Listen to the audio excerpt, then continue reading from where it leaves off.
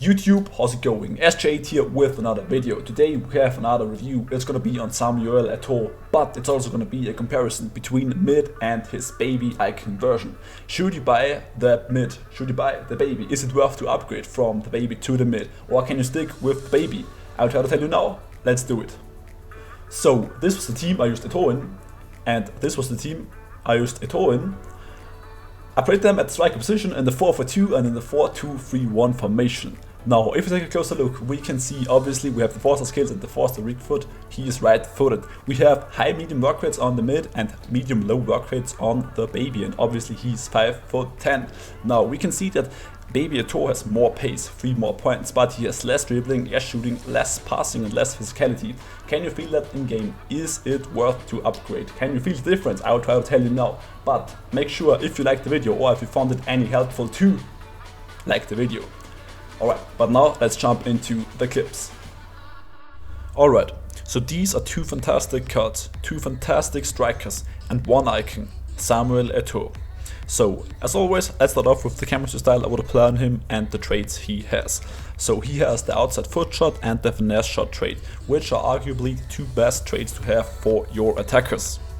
So on mid Eto'O I applied a hunter chemistry style, because I think with him having 91 pace we want to boost his pace as much as possible, and the shooting boost is very good too obviously, so we go with the hunter chemistry style.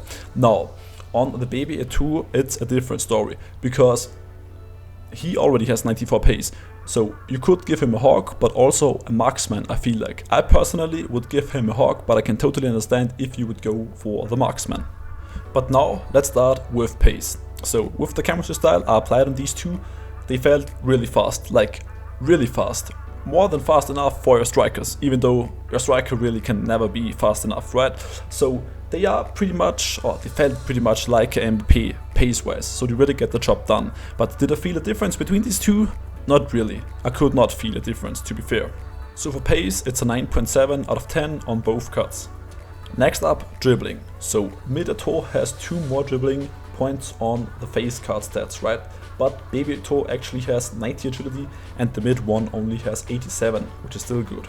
But the rest of the stats, balance, reactions, ball control, dribbling and composure are slightly better on Eto'O, especially reactions. We have 93 reactions on mid Eto'O and only 84 reactions on baby Eto'O. Now, did I feel that in game? I'd say a tiny bit, not a lot, but maybe a tiny bit. It's hard to tell because gameplay changes from game to game, but I think there was a slight difference.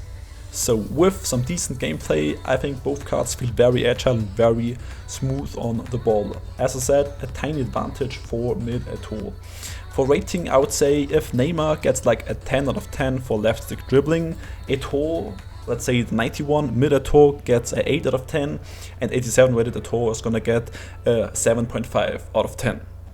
So two very decent dribblers, as you guys would see in a lot of clips here. You're able to go for the last turn to actually get a shot off. But I also have to say that they are worse compared to a Neymar, for example. Also to mention, with Eto'O having 4-star skill moves, you basically are able to pull off all of the good skill moves, for example the La Croquette, but you also miss out on some 5-star skill moves, like the Elastico or the running scoop turn. Now to shooting and finishing, and let me tell you, Eto'O, both cards are very clinical and deadly, especially inside the box.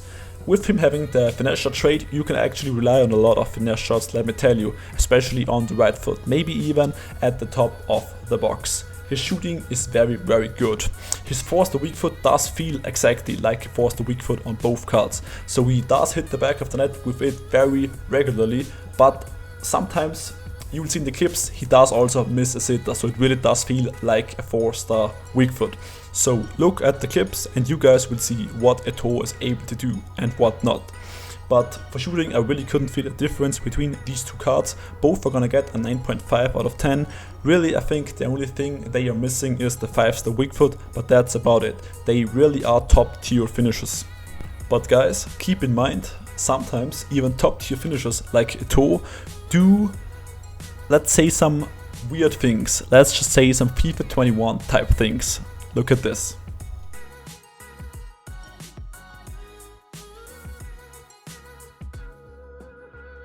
Let's also quickly talk about passing.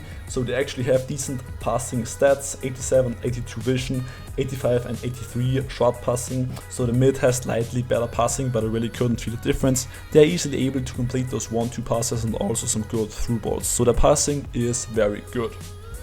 At last, let's talk about their physicality. So with the height of 5'9" and mid Eto'O having about 80 strength and aggression and baby Eto'O having about 75 strength and aggression, they actually felt pretty strong. If you guys want a good comparison, I think they felt slightly stronger compared to Mbappé. But don't get me wrong, they are not gonna push off a Van Dijk or a Varane, but still, they can hold the ball pretty well, to be fair. Especially since in this FIFA shielding isn't that good, it's pretty good with Eto'O, let's say that.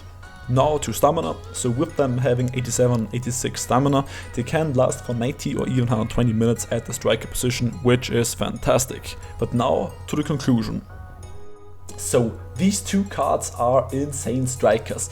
They are insanely deadly, they have insane pace, they have very good dribbling, good passing and also very good physicality.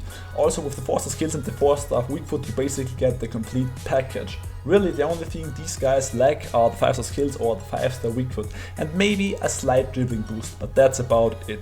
These guys are insane, or should I say Eto'O is insane in this FIFA. Now, for rating 90, Eto'O is gonna get a 9.2 out of 10, and 87 rated Eto'O is gonna get a 9 out of 10 at the striker position. I think these two cards are nuts. Basically, the only difference is the slight dribbling boost on 90 rated Eto'O, in my opinion at least. So, if you have the extra money and you want the dribbling boost, go for 90 Eto'O, but you can also save the coins and go for 87 Eto'O because he is still nuts. But I think it's only a matter of the budget you have. Alright guys, but thank you guys for watching. If you liked the video, make sure to like the video, and also you can sub for free so you don't miss any upcoming uploads. Furthermore, if you guys want to see us do these reviews live, you can do so by following us on Twitch or Twitter. You guys will find the links in the description down below. But for now, stay safe and stay healthy. See you in the next review. Peace.